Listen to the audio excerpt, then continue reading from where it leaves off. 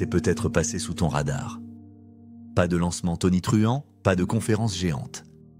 Pourtant, dans quelques semaines, une fusée va s'élever depuis Cap Canaveral avec une mission interplanétaire à son bord.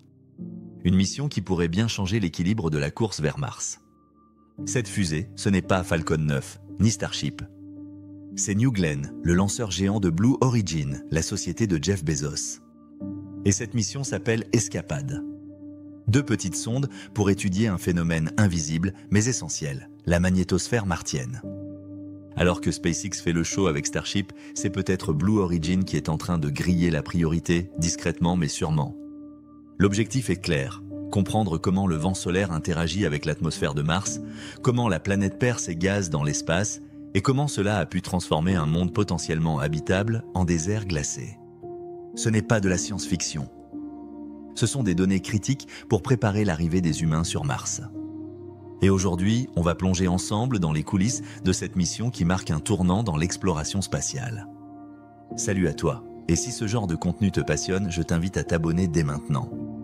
Escapade, pour Escape on Plasma, Acceleration and Dynamics Explorers, est une mission de la NASA confiée à l'université de Berkeley sous la direction du professeur Robert Lillis, géophysicien spécialisé dans l'étude des atmosphères planétaires. Lillis, qui a déjà travaillé sur les missions Maven et Mars Express, explique que cette mission répond à une question fondamentale posée depuis des décennies. Pourquoi Mars ressemble-t-elle aujourd'hui à un désert alors qu'elle abritait probablement des océans il y a 4 milliards d'années ? 2 sondes, Blue et Gold, seront placées en orbite autour de Mars pour étudier le champ magnétique local et les particules qui s'échappent de l'atmosphère. Chaque orbiteur embarque 3 instruments sophistiqués. Un magnétomètre appelé EMAG pour mesurer le champ magnétique avec une précision de 0,1 nanotesla. Un spectromètre de particules et ESA développé par l'Institut de sciences spatiales de Berkeley pour analyser les électrons et les ions avec une résolution énergétique exceptionnelle. Et une sonde de Langmuir, ELP, conçue par l'Université du Colorado pour déterminer la densité du plasma et les propriétés électriques locales. L'objectif scientifique est simple, mais ambitieux. Mars n'a pas de champ magnétique global comme la Terre. Cette absence de protection magnétique est probablement due à l'arrêt de la dynamo interne de la planète il y a environ 4 milliards d'années, selon les travaux du planétologue français François Forget de l'Institut Pierre-Simon Laplace. Mais Mars possède encore des champs résiduels, fossiles, emprisonnés dans sa croûte. Ces champs fragmentés, découverts en 1999 par la sonde Mars Global Surveyor, interagissent avec le vent solaire et provoquent des phénomènes complexes, notamment l'érosion de l'atmosphère. Une anecdote fascinante. En 2015, la sonde Maven de la NASA a mesuré que Mars perd environ 100 grammes d'atmosphère par seconde à cause du vent solaire. C'est l'équivalent d'un hamburger qui s'envole dans l'espace chaque seconde. Cette découverte, publiée dans la revue Science par l'équipe de Bruce Jakosky de l'Université du Colorado, a révolutionné notre compréhension de l'évolution atmosphérique martienne. En étudiant ces processus en double orbite synchronisée, Escapade espère offrir une cartographie dynamique de l'environnement martien. Le docteur David Mitchell, investigateur principal adjoint de la mission, compare cette approche à avoir un 2e œil au lieu d'un seul pour voir en relief les phénomènes invisibles qui sculptent l'atmosphère martienne depuis des milliards d'années. L'intérêt est double, scientifique bien sûr, mais aussi opérationnel. Car pour faire atterrir des humains sur Mars, il faut comprendre précisément comment l'environnement spatial influence la météo martienne, les radiations et les conditions de vol. Les astronautes devront affronter des tempêtes de poussière globale qui peuvent durer des mois, comme celle observée en 2018 qui a mis fin à la mission du rover Opportunity après 15 ans de service.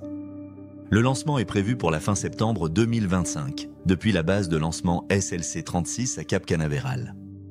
Cette date n'est pas anodine, elle correspond à une fenêtre de lancement optimale vers Mars qui se produit tous les 26 mois quand les 2 planètes sont alignées favorablement. Manquer cette fenêtre signifierait attendre jusqu'en 2027. C'est la première fois que Blue Origin envoie une mission interplanétaire. Jusqu'ici, leur fusée New Glenn n'avait effectué que des vols suborbitaux avec leur capsule New Shepard. Cette transition marque l'entrée de Jeff Bezos dans la cour des grands, aux côtés d'Elon Musk et de SpaceX. New Glenn mesure exactement 98 mètres de haut, soit l'équivalent d'un immeuble de 30 étages. Son premier étage est réutilisable et fonctionne avec 7 moteurs BE4 alimentés au méthane liquide et à l'oxygène liquide. Ces moteurs, développés en interne par Blue Origin, génèrent chacun 550 000 livres de poussée. Le deuxième étage utilise 2 moteurs BE3, spécialement conçus pour les missions longues et les chaudes performances avec une capacité de rallumage multiple. Une anecdote technique intéressante. Le nom New Glenn rend hommage à John Glenn, le premier astronaute américain à avoir effectué un vol orbital en 1962. Bezos a personnellement choisi ce nom pour souligner l'ambition de démocratiser l'accès à l'espace, tout comme Glenn avait ouvert la voie au vol habité américain. C'est une bête de course conçue pour concurrencer Falcon Heavy et, à terme, Starship. Avec une capacité de charge de 45 tonnes en orbite basse terrestre et 13 tonnes en orbite de transfert géostationnaire, New Glenn se positionne directement face au lanceur lourd de SpaceX. Escapade sera son premier vol opérationnel majeur vers une destination interplanétaire. Cette mission donne donc un avantage symbolique fort à Blue Origin. Alors que SpaceX accumule les tests de Starship sans avoir encore envoyé de charge utile vers Mars, Bezos prend tout le monde de vitesse avec une mission scientifique approuvée par la NASA. C'est un tournant dans la compétition spatiale privée. Escapade fait partie du programme Simplex de la NASA pour des missions planétaires à faible coût. Le budget total est de 75 millions de dollars, soit 9 fois moins que la mission Maven. Stephen Clark explique que cette stratégie permet de multiplier les découvertes en lançant plus de missions avec des budgets réduits. La collaboration entre Berkeley, la NASA et Blue Origin montre que le spatial entre dans une ère de coopération hybride où l'excellence scientifique rencontre l'efficacité industrielle. Cette tendance s'accélère avec l'émergence de nouveaux acteurs comme Rocket Lab, qui a déjà lancé plusieurs missions vers la Lune et Vénus. Une fois lancées, les 2 sondes mettront environ 11 mois à atteindre Mars, suivant une trajectoire de type Hohmann optimisée pour économiser le carburant. Elles seront insérées sur des orbites elliptiques allant de 200 à 8000 km d'altitude, permettant d'observer à la fois la haute atmosphère et l'interface avec l'espace interplanétaire.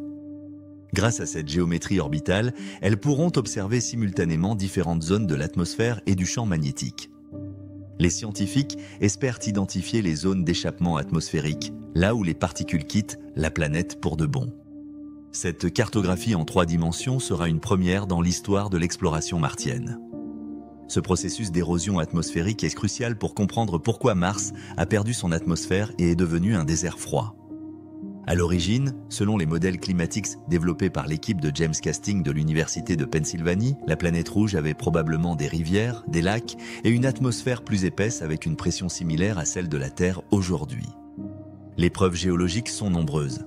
Vallées fluviales, deltas fossiles, minéraux hydratés détectés par le rover. Mais sans champ magnétique global pour la protéger, Mars s'est lentement vidé de son air sous l'effet du vent solaire, perdant environ 90% de son atmosphère originelle. Escapade veut mesurer ce phénomène en direct et en comprendre les mécanismes fins. Et avec 2 sondes au lieu d'une, la mission pourra comparer les effets en différents points du ciel martien, une approche stéréoscopique inédite qui devrait révéler la structure tridimensionnelle des interactions plasma-champ magnétique. L'enjeu est énorme pour l'avenir de l'exploration humaine.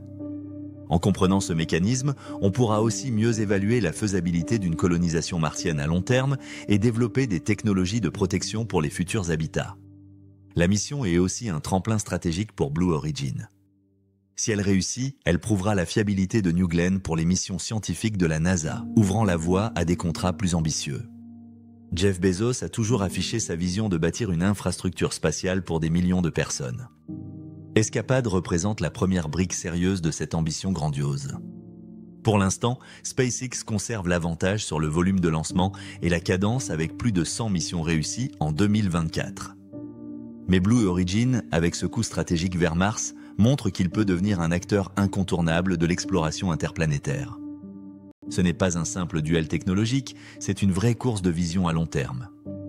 Et si Escapade tient ses promesses scientifiques, Mars pourrait devenir le nouveau terrain d'affrontement des géants du spatial privé. Dis-moi ce que tu en penses dans les commentaires. Est-ce que Blue Origin va vraiment rattraper SpaceX ? Est-ce que ces mini-missions scientifiques sont l'avenir de l'exploration spatiale ? Et surtout, si tu veux suivre toutes les prochaines missions vers Mars et les dessous de la nouvelle course interplanétaire, abonne-toi maintenant. Avant de partir, je voulais te remercier sincèrement d'avoir pris le temps de regarder cette vidéo jusqu'au bout. Ton attention et ta curiosité pour l'exploration spatiale me motivent énormément à continuer de décortiquer ces sujets passionnants. On se retrouve très bientôt pour de nouvelles découvertes spatiales. À bientôt, merci.